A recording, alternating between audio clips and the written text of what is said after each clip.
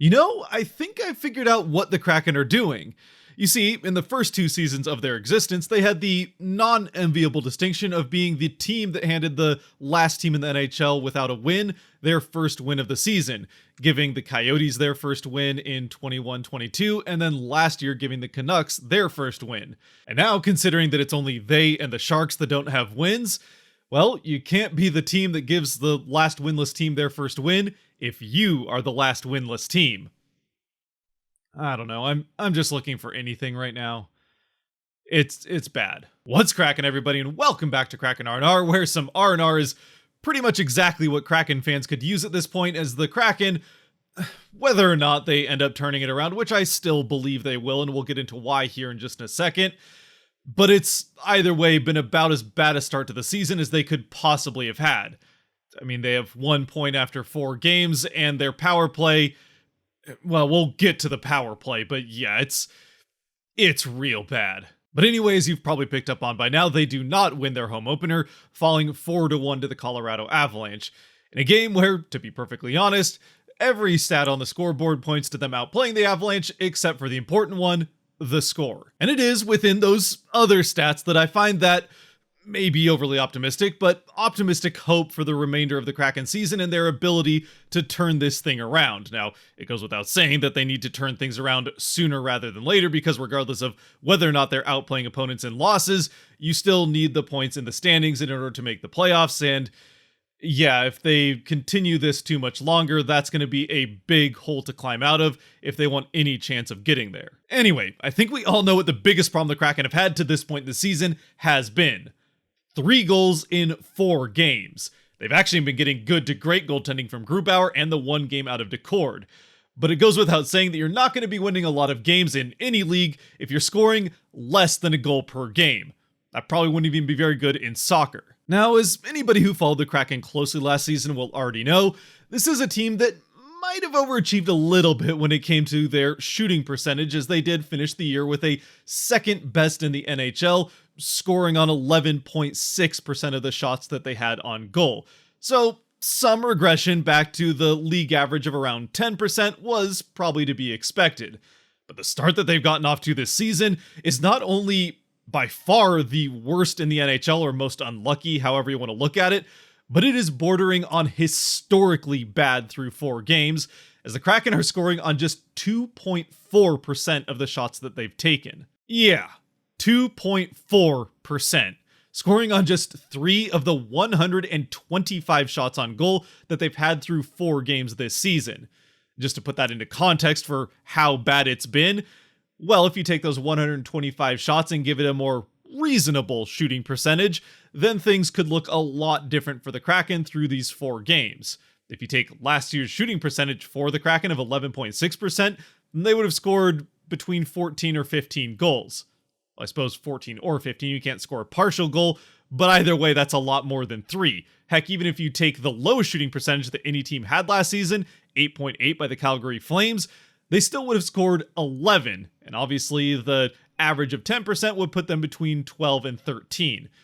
No matter how you cut it, 11 to 15 goals compared to the 13 that they've given up, and that's not even taking away the 3 empty netters and the goal given by technicality because someone has to win on the scoreboard after a shootout to the Blues, then you can still easily talk your way into the Kraken being 500 with about the same number of goals scored as scored against. And heck, if you want to get real crazy with it, you could take the best possible case scenario. Since we're living in the worst, we might as well look at the best, where the Kraken score, somewhere around 15 goals and give up, say, 9 if you take away those 3 empty netters and the 1 by technicality given to the Blues for the shootout. And at that point, it's not too hard to imagine a place where the Kraken are undefeated at this point. Now, obviously, the reality of the situation is that is not where we're at or even close to it. And yeah, maybe it's a little bit ridiculous to be saying that the Kraken could be undefeated when they have 1 point through 4 games.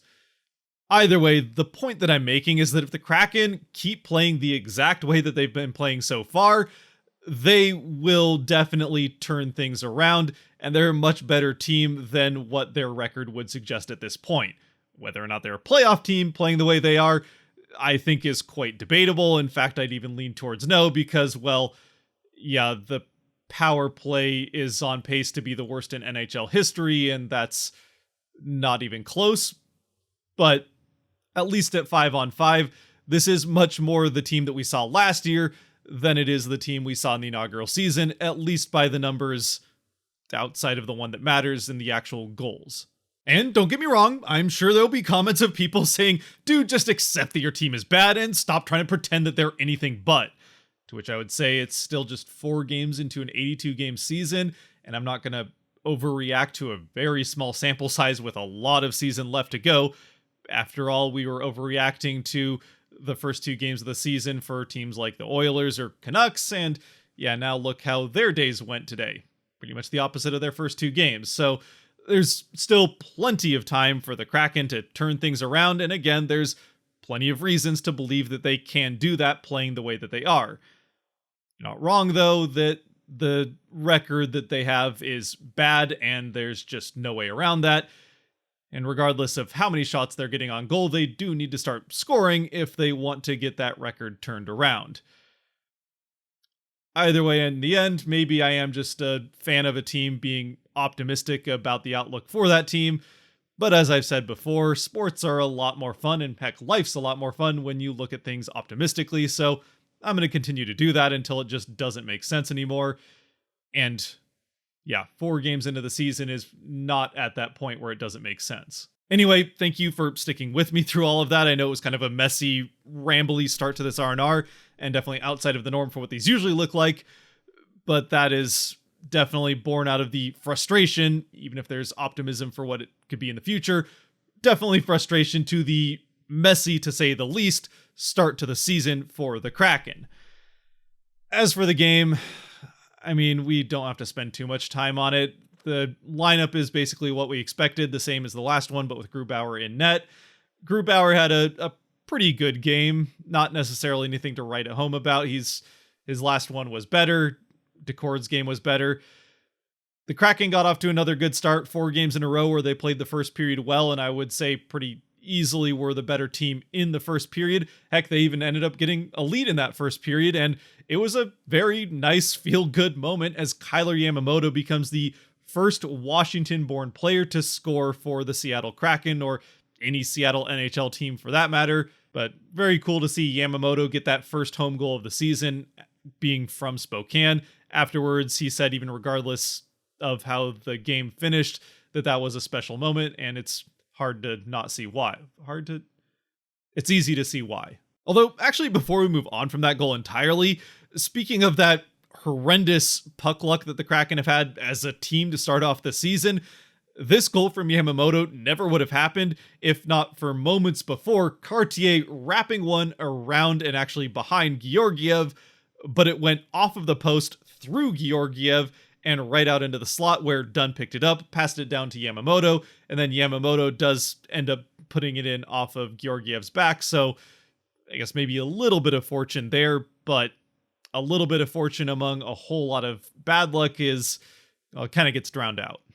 Either way, cool moment for Yamamoto, and the Kraken finally get rewarded for having a good first period with a lead in that first period. Oh, and I also forgot to mention that towards the start of this game, literally the second shift for the Kraken and the first one for the first line, as it's coming to an end, the Avalanche send out the closest thing they have to a goon in O'Connor. He comes out and immediately goes after Eberle in response to that hit that Eberle laid on Cogliano that broke his neck in the playoffs of last season.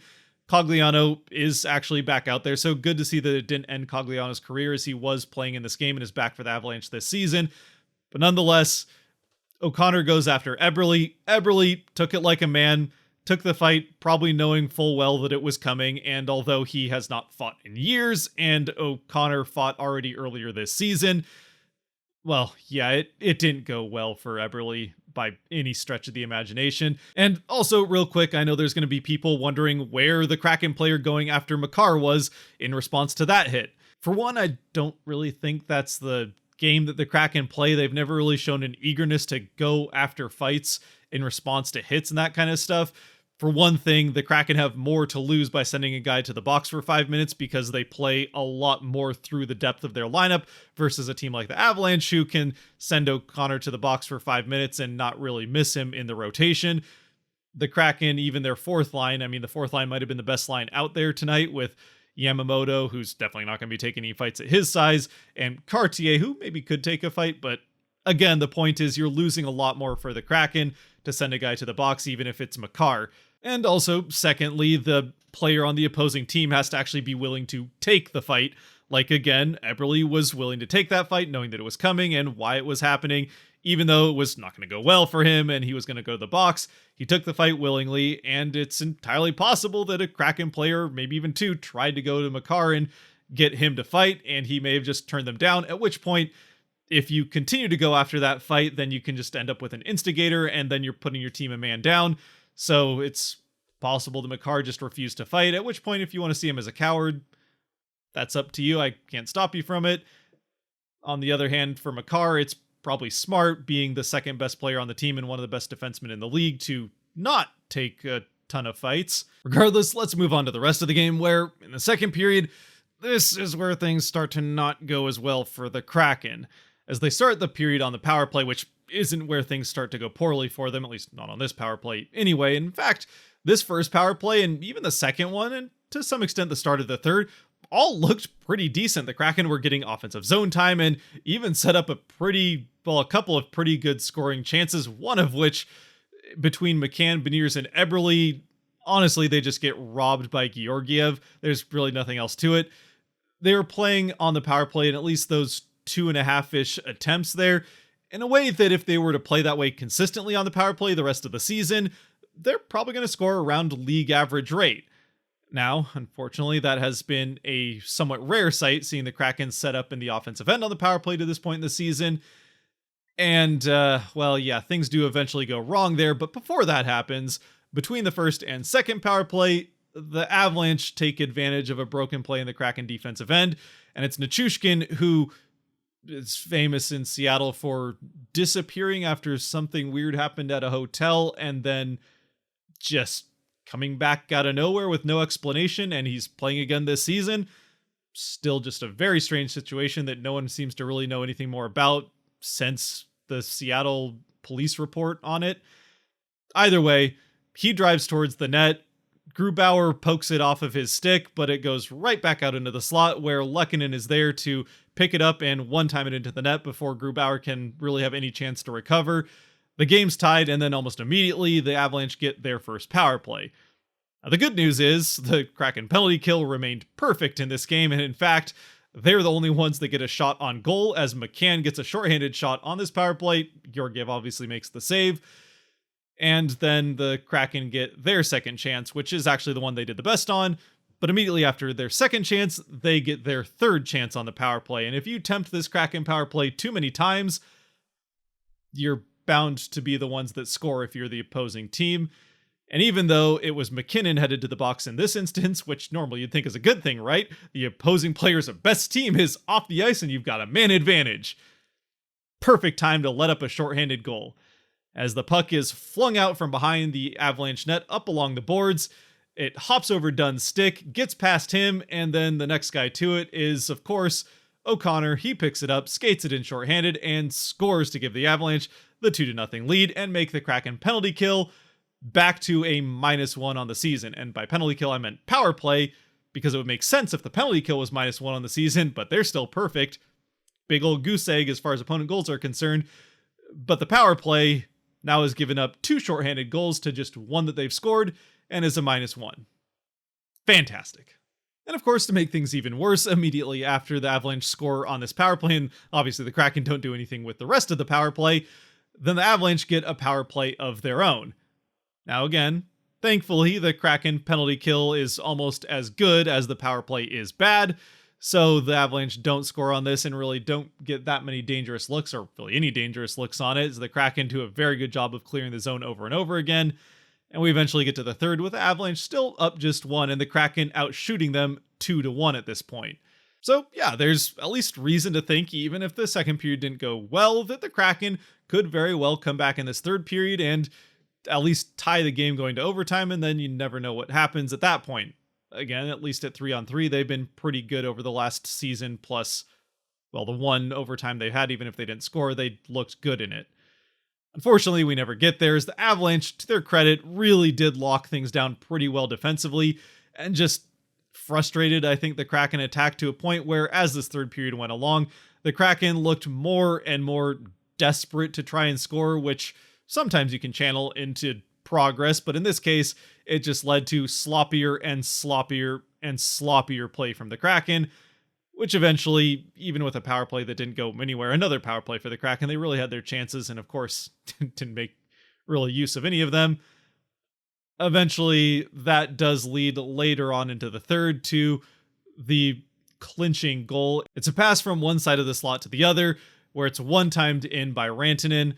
It's an absolutely perfect shot to the top corner as Grubauer's getting across. If it's put anywhere else, Grubauer might make this save, but it's a hard save to make and put in a perfect spot. So yeah, tough one there. It goes in, it's 3-1. At this point, the game's basically over. The Kraken do eventually go empty net when the play goes to 4-on-4. So then it's basically 5-on-4. It's pretty much a power play, but the Kraken have an empty net. Obviously, with the Kraken having power play numbers, that meant it was immediately time to give the Avalanche the puck. They score in the empty net, and that's how we get to 4-1. Like I said, not really one that I think anybody wants to relive. So we hopefully move on to a Carolina game that will go better. The good news there is that even though the Carolina Hurricanes are a very good team, they did lose to the Ducks 2 games ago and required a late third period comeback to beat the Sharks. So there's at least reason to believe they could lose to the Kraken. Hopefully. As for the Kraken 3 stars for this game, I mean, if they keep losing like this, I might have to just stop doing stars until they figure out how to win. But I feel like for that moment and being the first Washington-born player to score for the Kraken, Yamamoto is definitely deserving of a star. Honestly, Adam Larsson has had a fantastic start to the season, other than the one terrible shift he had that ended in a puck going off of his skate into the net. But for the most part, Larsson has been the best Kraken player on the ice to this point in the season and had another very good game, at least defensively, and actually led the team in shots on goal in this game. Had a couple of pretty good offensive plays even if it didn't turn into a goal. So I'll go Yamamoto, Larsson, and I just don't really think there's a third. Part of me wants to say Belmar because he was perfect in the face-off circle. And I mean, as far as reasons to be optimistic about the Kraken turning things around, they have actually gotten a pretty sizable win when it comes to face-off percentage in the last 2 games. So that at least might be fixed from last year, or somewhat fixed anyway. I don't know. It's a frustrating start, and all we can do is hope that Thursday is different. Other than that, thank you very much for joining. Let me know what you think down in the comments section. If there's a third star you'd like to give out. Yeah. Otherwise, if you've made it to this point, thank you very much. Bless you for making it here. If you have liked or enjoyed this video, there are buttons for that kind of stuff down below that help support the channel and are free. If you'd like to support the channel in a less free way, then there's the Patreon. The link for that is down below as well. And until next time, on hopefully finally a positive note, stay safe out there, be good to each other, God bless, and go Kraken.